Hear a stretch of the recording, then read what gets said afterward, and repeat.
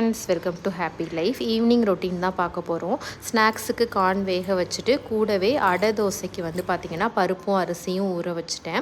1 hour கழித்து காஞ்ச மிளகா, சோம்பு, பூண்டு, இஞ்சி எல்லாம் போட்டு அரைச்சிட்டேன். அரைச்சதுக்கப்புறம் பார்த்திங்கன்னா வெங்காயம், சுரைக்காய், முருங்கைக்கீரை எல்லாமே வந்து இந்த மாதிரி கட் பண்ணி வச்சுக்கிட்டேன். கேரட் துருவுறதுல நீங்கள் துருவிக்கலாம் சுரைக்காவை. வெங்காயம் இப்படி நல்லா வதங்கினதுக்கு அப்புறம் சுரைக்காயும் முருங்கைக்கீரையும் போட்டு நல்லா மிக்ஸ் பண்ணிக்கோங்க. கடுகு, உளுத்தம்பருப்பு இதெல்லாம் கூட நீங்கள் போட்டு தாளிச்சுக்கலாம். இந்த தாளிச்சதை வந்து பார்த்திங்க அப்படின்னா இந்த அரைச்சி வச்சுருக்கிற மாவு கூட நல்லா மிக்ஸ் பண்ணிக்கோங்க. இது புளிக்கணும் அப்படின்னு அவசியம் இல்லை. நம்ம உடனேவே வந்து தோசை ஊற்றிடலாம். இதில் சிம்மில் வச்சு நல்லா வேக விடுங்க. பருப்புலாம் கலந்துருக்கிறதால கொஞ்சம் வேகிறதுக்கு வந்து லேட் ஆகும். முருங்கைக்கீரை, சுரைக்காய் எல்லாம் போட்டிருக்கிறதால நல்லா சிம்மில் வச்சு 2 பக்கமும் வேக விட்டீங்க அப்படின்னா டேஸ்டியான ரொம்ப ஹெல்த்தியான அடை தோசை வந்து ரெடி ஆகிடும். இட்லி தோசைன்னு சாப்பிட்றதுக்கு பதிலாக வீக்லி 1 or 2 இந்த மாதிரி ட்ரை பண்ணி பாருங்கள். ரொம்பவே டேஸ்ட்டாக இருக்கும். தேங்க்யூ.